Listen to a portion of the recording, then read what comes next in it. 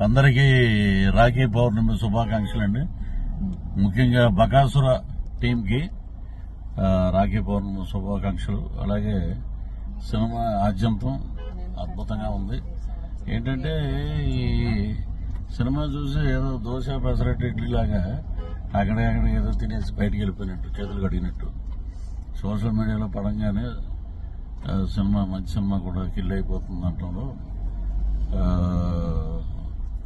ఇక అవన్నీ పక్కన పెడితే సినిమాలో మా ప్రవీణ్ అద్భుతంగా, ఇదివరకు ప్రవీణ్ని చూసేవాళ్ళం, ఇప్పుడు ప్రవీణ్ చాలా డిఫరెంట్గా ఉన్నాడు, చాలా బాగా యాక్ట్ చేశాడు. సో మిగతా పాటలు బాగున్నాయి, బ్రహ్మాండం. ఏంటంటే డైరెక్టర్ గారు కనపడితే ప్రత్యేకించి మాట్లాడేవాళ్ళం. సరే ఓకే, దర్శకుడికి ఒక్కొక్క బాణి.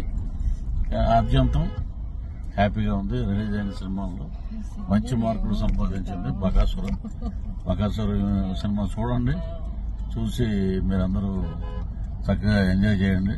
సినిమా టైటిల్కి మంచి న్యాయం జరిగింది.